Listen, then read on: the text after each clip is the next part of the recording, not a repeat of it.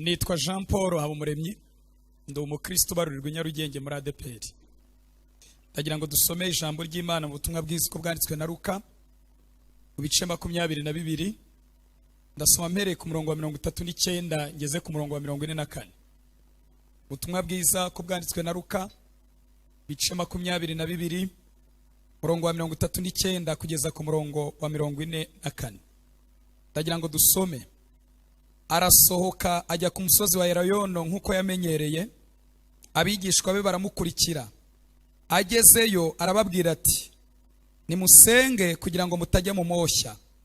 Atandukana nabo umwanya ureshya ntaterwa ibuye, arapfukama arasenga ati, Data nubishaka undenze iki gikombe, ariko bye kuba uko nshaka ahubwo bibe uko ushaka. Marayika uvuye mu ijuru aramubonekera amwongeramo iki? Kuko yarababaye bikabije asenga cyane, n'ibyuya bye byari bimeze nk'ibitonyanga by'amaraso bitonyanga hasi. Amen. Byakozwe n'intumwa bice 28. Ndasoma mpereye ku murongo wa mbere ngeze ku murongo wa 6. Byakozwe n'intumwa 28. Turasoma duhereye ku murongo wa mbere tugeze ku murongo wa 6. Bamwe bakunda kubyita ngo ni byakozwe n'umwuka wera, kandi nibyo nukubera ko ibintu byinshi by'ibitangaza byakorekeyemo byakozwe n'abantu bari buzuye umwuka wera. 28 umurongo wa mbere. Tumaze gukira tumenya yuko icyo kirwa cyitwa Merita. Bene igihugu batugirira neza cyane, baducanira umuriro, batwakira twese kuko hari imvura n'imbeho. Ariko Paulo amaze guteranya umuganda w'inkwi arazicana. Inshira iva mu muriro imuruma ku kiganza. Turi kumwe? Urumva ko harimo inshira ishobora guhangara Paulo. Murongo wa 4. Bene igihugu babonye igikururuka kirereta ku gikonjo cye, baravugana bati, nukuri uyu muntu n'umwicanyi. Nturora nubwo yakize mu nyanja idacurwa kibera ntimukundira kubaho. Urumva ni inshira yarumye abantu hano muri Merita kugeza ubwo igira abafana. Turi kumwe? Ni inshira yarumye abantu kugeza ubwo igira abafana. Ako nako mukabike dukomeze dusome. Ariko akunkumurira icyo gikururuka mu muriro ntiyagira icyaba. Ba bandi bategereza yuko ari bubyimbe cyangwa ari bupfe akindutse, ariko bamaze umwanya munini bakibitegereje. Urumva barategereje, bakajya binyuza iruhande rwa Paulo ngo barebe niba yabyimbye, ko ntushobora kureba umuntu utinyuje iruhande rwe. Bategereje yuko abyimba cyangwa akindutse, bategereje umwanya munini bakibitegereje. Babona ntacyo abaye, barahindura bati, ni Imana, Imana itugirire neza. Tugiye kuganira amagambo afite insanganyamatsiko ivuga kuba ku rugamba ufite imbaraga zarwo. Kuba ku rugamba ariko ufite imbaraga. Ndashaka mu ndebe abari gusoma Bibiliya n'abari muri telefone mu mwanya mutoya tuganire.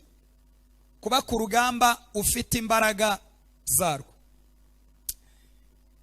Nabibwiwe mu iterano rya mbere n'irya kabiri, mu bintu byantunguye ntegura zino nyigisho, bikantera ubwoba ariko bikampa inyigisho nziza.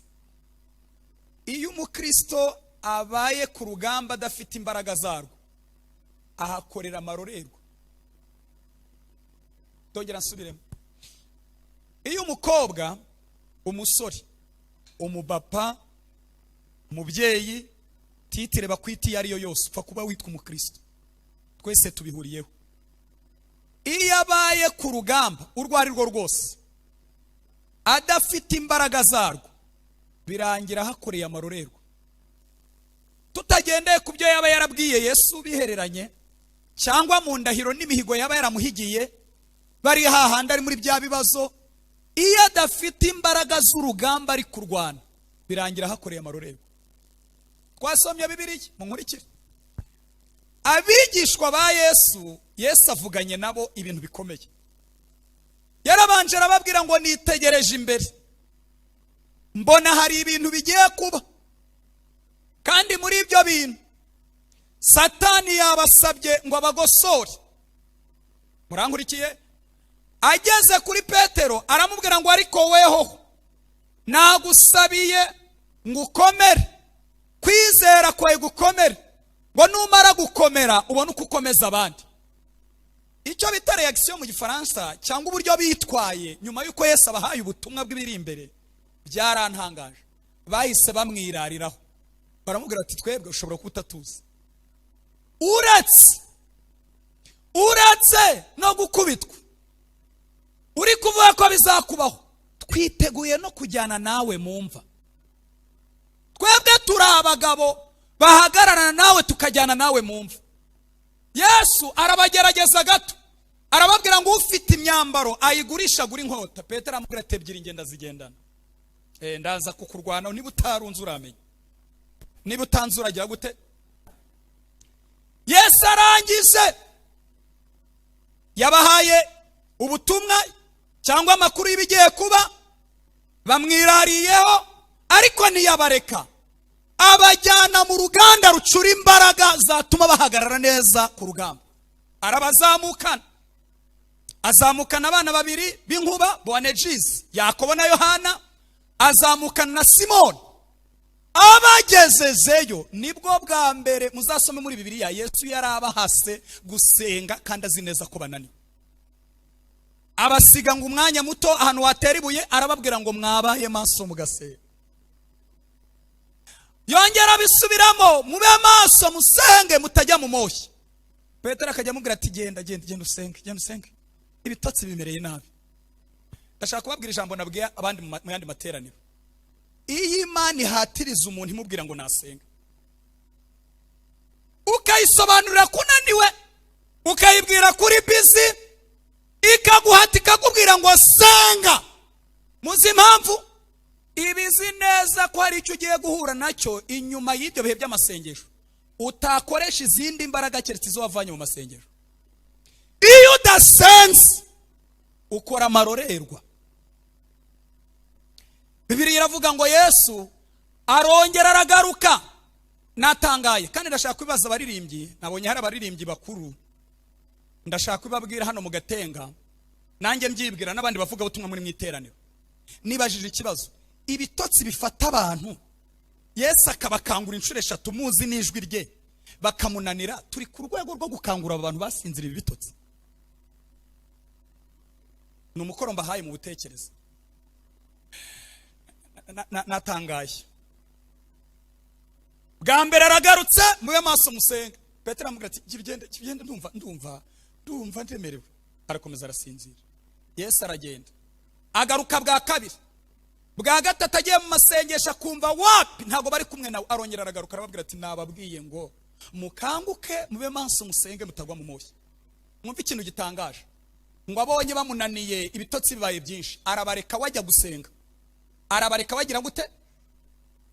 Nimusoma muri Matayo, mugasoma Ariko, mugasoma na Luka, hamwe haravuga ngo arapfukama arasenga, ahandi akavuga ngo yunama hasi arasenga, ahandi haravuga ngo nuko yubama hasi arasenga, arapfukama arasenga, yubama hasi arunama arasenga. Ntabwo bahabanye mu mvugo, ahubwo mu mwuka baruzuzanye. Bisobanuye ko Yesu kuri uriya musozi wa Getsemani yasenze amasengesho ari mu buryo bwinshi. Yarasengaga kananirwa agapfukama, yumva gupfukama biramunaniye akubama hasi, yumva kubama biramunaniye akongera agasenga. Murankurikiye? Ngo arasenga, agisenga agiye kumva yumva umugabo amukozeho. Bibiliya iravuga ngo yari marayika, araza mwongera imbaraga. Akimara guhabwa imbaraga aravuga ngo noneho ndabyemeye. Agahinda karasira, ubwoba burasira bw'igikombe, arangiza aravuga ngo ndabyemeye, nemeye isoni z'umusaraba, nemeye akarengane, nemeye gucishwa bugufi, nemeye igisuzuguriro. Ariko bigishwa ntazo bahawe. Mukanya rero batarazihabwa igitero, ibyo Yesu yababwiraga gitakiza, amafirimbi, induru, gutukana, bahakoreye amarorerwa. Abantu bamwe bakunda kuvuga ko Petero ari umunyantege nkeya, ariko ugereranyije n'abandi yari umunyembaraga. Kuko abana b'inkuba, Boanerges, Yohana na Yakobo bahise bahunga bariruka. N'abandi babanaga na Yesu babigishwa babyumvisha nabo barahunga. Petero ngo araho ngaho ahita avuga ati rero ngiye kwereka umwami ko mukunda. Ngo ahita akuramo inkota, ahita ashakisha mu mutwe tekinike z'ubuzerote bagati harya twakoreshaga imeze gute twatewe ari benshi wagira atya avanamo arasimbuka ngahita cugutwi k'umugaragu w'umutambyi abahanga bavuga ko atashaka gutwi yashakaga umutwe ariko kubera ko Yesu ibintu ntibigera kuri buriya mu rugo nimutagira ibintu mwumvikana mujye mureka kubyumvikana muri imbere ya Yesu ntibizagira kuri nimutongana muri korari mujye mutonganira imbere ya Yesu mugatonganire hanze mujye mutonganira imbere ya Yesu ntibizagira kuri ahantu Yesu ari ntabwo ibintu bigera kuri haleluya kamvuga amagambo menshi nihuse Bibiliya iravuga ngo barenga hinguka uwo ni Petero bageze ahantu yagomba guhagarara akagaragaza ko akunda umwana uwamuhinyuje ni umuntu sempre umuje aramubwira ngo ko numva hari ubu Yesu buri muri wowe ko numva hari ubu Yesu uburyo uvuga hari kuko ntiwabana na Yesu ngo ye kugira ibintu akwanduza ntibibaho buriya nubwo mwakwijijisha akavuga ati ngiye rwose ntaho nigeze nsenga karaza aravuga ati hari ubu Yesu bukurimo aravuga ati nukuri uriya mugabo ubona sinigeze kumumenya ngewe Petero mumenya ntawe nigeze kugira gute ngo abikoze inkoko birabitse Yesu acisha mu maguru aramureba ararira mbabuze namwe abo mu iterano rya mbere rya kabiri nababujije amarira hari amarira y'uburyo bubiri Satana nezerwa nuko umuntu yayarize ariko Imana ibabazwa nayo amarira ya mbere ni amarira umuntu arira nyuma y'uko Imana imuburiye ntiyumva imiburo akagwa mu cy'Imana yamubwiraga ko atakigwamo iyo urize Imana irababara Satana aravuga ngo very good nabishakaga nabahaye urugero iyo umuntu atwaye indi Imana yamubwiye ngo genda gake wijya muri gatoye akabati namukunda iramvire kangenda kagenda nk'intama bagiye kubaga iyo agezeyo bakamutera inda akarira Imana irababara ariko Satana aravuga ati very good ayo marira ntimukayarire mu izina rya Yesu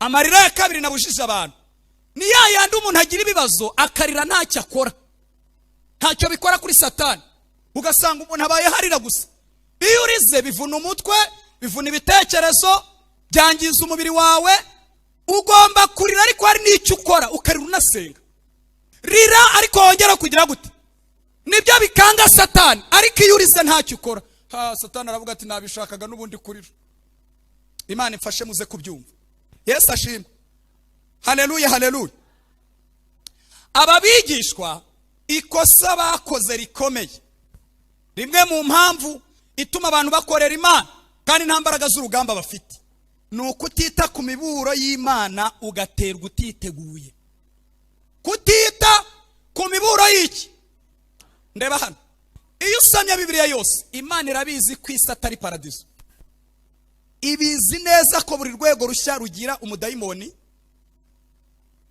iyo bari mu butayu ab'Isiraheli Imana irababwira ngo munyizere ariko yajya kubohereza i Kanani mu gihugu yitaho kuva mu ntangiriro z'umwaka kageza mu iherezo aho bazarira ibyo kurya ntibibure igihugu kinywa amazi y'imvura gifite ibikombe anywa amazi y'imvura igihugu cyiza ikababwira ngo nimumara kurya mugahaga ntimuzibagirwe Imana Imana irabizi ko buri rwego rushya rugira umudayimoni mushya Imana ifashe muze kubyumva impamvu ya mbere rero ituma abantu bakorera Imana cyangwa bakaba mu ntambara mu bihe by'intambara ariko badashobora kurwana urwo rugamba kubera ko bafite imbaraga nke ni ukutita ku miburo kandi Imana yagize gute yababuri impamvu ya kabiri muvuga ngo irakomeye ni ugushirirwa ugakomeza kwitwara nk'ugifite imbaraga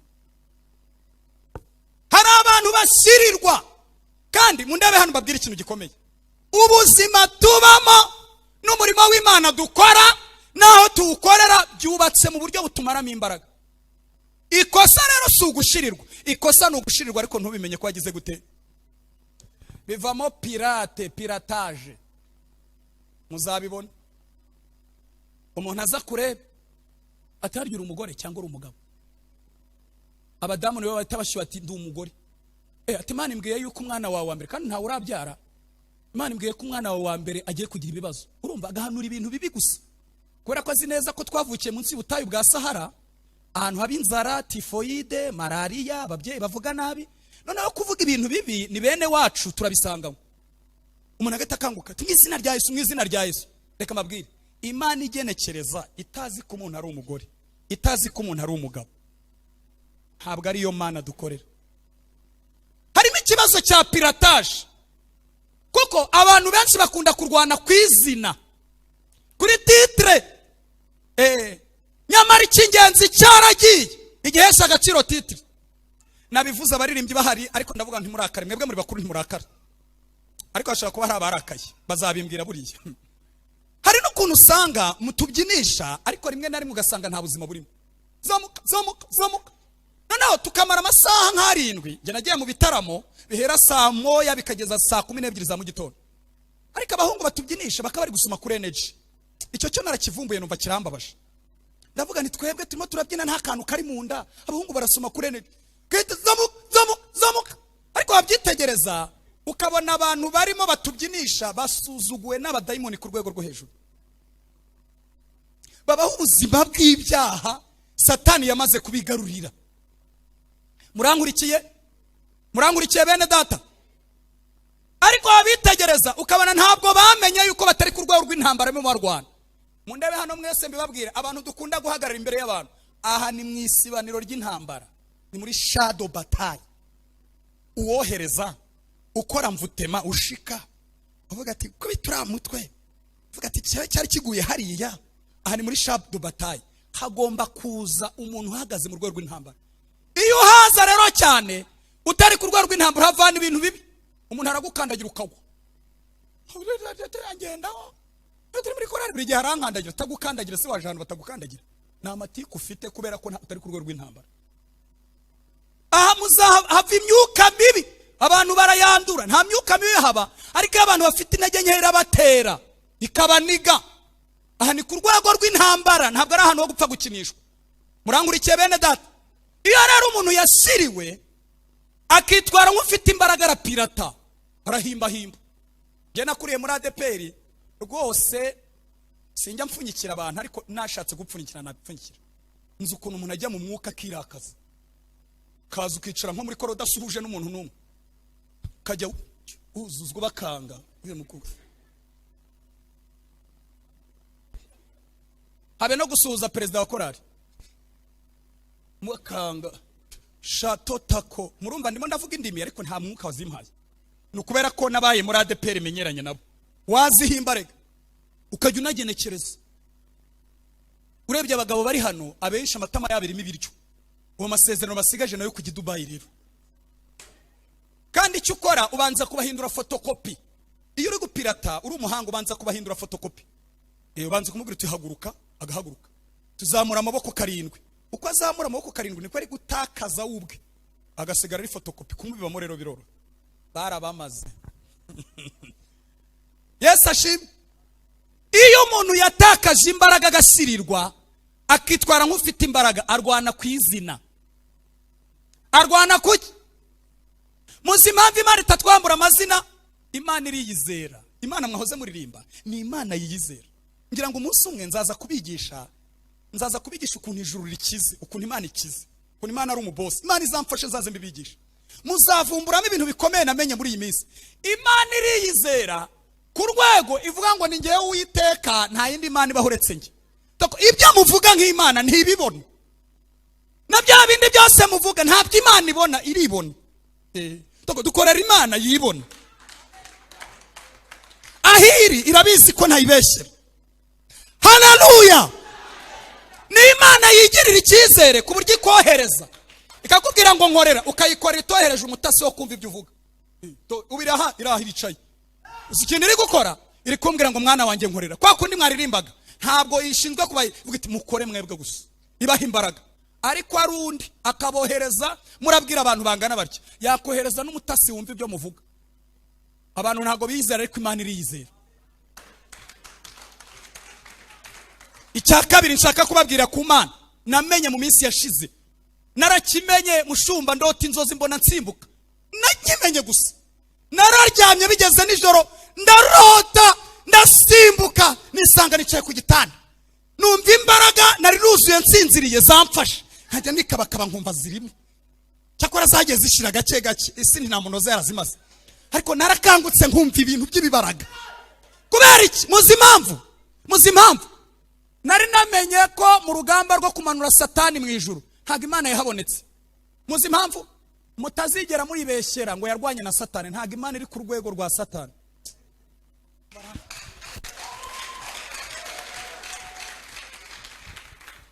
Muzasome yohereje marayika Mikayeli. Nabwo nyumva neza, imuha imbaraga zingana n'izamanura satani. Kuko imuha imbaraga zayo nyinshi, ikazi ya Mikayeli zari kubanza zikamwica zikamuturitsa akabura, zigaturitsa na satani ntituzamubona agenda. Murankurikiye? Imana imuha imbaraga amanura satani. Baririmbyi baturirimbiye kera twarafashijwe nibyo, ariko reka mbikosore. Ngifata satani mukoza hirya mukoza hino. Jamais. Ntabwo Yesu ari ku rwego rwa satani. Mu ntambara yaragiye ikuzimu aramubwira ati mpereza imfunguzo zo gupfuna zikuzimu. Yamuhereje atavuze amagambo menshi kuko amuzi neza. Haleluya! Imana yizi neza. Nimujya muririmba mujya muhagarara nk'abahagarikiwe n'iyo Mana. Imana yiyizera, Imana itagira ubwoba, Imana itagira ikitinya. Haleluya! Kamba kosore muve mu bwoba. Ubu ngubu nibwo Imana igiye gukora ibitangaza. Mbabwira impamvu? Iyo ibiciro byazamutse ubuzima bugakomera, nibwo Imana igaragarira abana bayo. Ndumva mudafashijwe. Muri iyi minsi narafashijwe. Mbabwira impamvu? Imana ntabwo igikemura ikibazo kidahari. Imana ntishobora gukemura ikibazo kidahari. Munyumve neza. Ubwo ibiciro byazamutse kubera Ukraine n'Uburusiya, mwibuka ko twebwe ari imibiri rina. Twaragiye. Paulo yaravuze ngo turi muri Kristo mu buryo bw'umwuka imbere y'Imana. Niyo mpamvu nta byaguhiga ngo bigufate. Mama ndashaka kubavana mu bwoba. Zambeba, zanjangwe na bya bitero. Ni impamvu y'imyumvire mike. Ugize imyumvire y'abana ntiwazongera kuyumva. Waryama ugasinzira ukavuga uti kabisa ubu ndasinziriye. Yesu ashimwe. Kubera iki? Ntabwo turi kwifishi y'umuntu. Buri ibintu byose Imana wabonye yakoze mu buzima bwawe, ntabwo uri kwifishi y'umuntu. Twebwe twanditse kwifishi y'Imana. Ibiciro nibizamuka, Imana izamura ubuzima ibuhuza n'ibiciro. Murizeye? Murumva Imana mukorera niyo. Nimuyiririmbira, nimuyibyinira, nimuyiramya, mujya muyivuga muca bugufi muvuge ngo Mana. Nta usa nawe, nta uhuye nawe, urahambaye. Kandi abavugana nayo muyibaze, iraza kubabwira ngo ibintu Jean Paul amvuga nibyo. Ibintu nyivuga nibyo. Aho yiyicariye mu bwere, mu cyubahiro cyayo, mu bwiza bwayo. Aho yiyicariye itagira ubwoba bw'ibyabaye. Aho yiyicariye iri kuvuga ngo ibyo mumvuga ndibyo. Ndi Imana itagereranywa. Ndi Imana itari ku rwego rw'abadayimoni. Ndi Imana itari ku rwego rwa Satani. Ndi Imana itari ku rwego rw'imbeba. Ndi Imana itari ku rwego rw'amapusi. Ndi Imana ikomeye. Akanyuma kugira ngo nsoze, nabonye hari abari bahari hano nababonye. Maze icyumweru nigisha isana mitima, mbabwira ikintu cyambabaje. Ni ukuntu Satani aganiriza uwitwa umwana w'Imana akamubwira ko ari akantu, ikintu, uruntu. Akayagenda nka zezenge cyangwa zezengyure. Ntabwo uri zezenge mu maso y'Imana. Uri original, nta wundi usa nawe. Uri akarabo keza. Mundebe hano. Nta muntu duhuje muri iyi si. Ndi Mr. kurwange ruhande. Nawe uri Miss kurwa ruhande. Ibindi ni bipimo by'isi isi yashyizeho. Mu Rwanda bashyizeho ngo umugore mwiza ntufite igikara cyiza kitarimo mukorogo no mu nda zero. Indebe babwiye. Bibiliya iravuga ngo umukiranutsi azabyibuha. Abagore mu byibushye no umugisha w'abakiranutsi.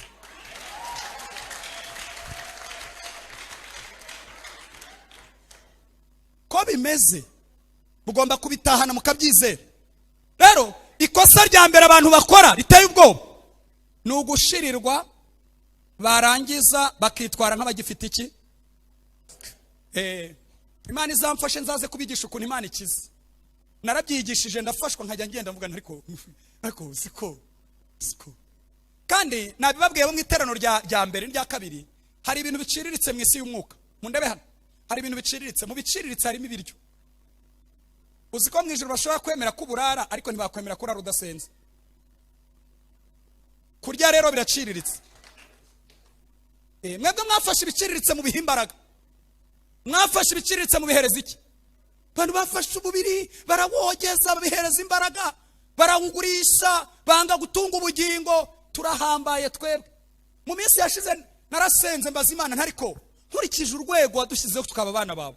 Ubundi iyo ugenda ufata uwakijijwe agahita azamuka akitura hano mu kirere, urabona pasiteri bakijijwe mbere bari ko batuye hejuru yacu, ukijwe uyu munsi ari kuba atuye nkaha, tukajya duhahira mu isoko dutahayo. Ariko Imana yadusigiye akantu kamwe, yaravuze ngo simbasabiye kubakura mu isi, uyibarindiremo. Dufite assurance ituruka ku Mana yo kurindwa. Ni bande babyizera? Dufite assurance yo kurindwa. Haleluya. Niba hari umuntu uzirana n'abadayimoni ndi wa mbere. Hari igihe narangiza kubwira Satani akambwira ati nzakwica, ndamubwira nti mu bintu bizagutera umutwe nukumbona mbyutse nsa neza. Muzi impamvu? Ntabwo ngewe imyanzuro imfatirwa ari yaturutse muri Satani. Mu ijuru rero bafata umwanzuro, nzapfa igihe cyanjye cyo gupfa kigeze. Haleluya. Kandi nzabaho ku ijuru ryabiteguye, nta mbaraga, nta bubasha, nta butware bwaburizamo umugambi w'Imana.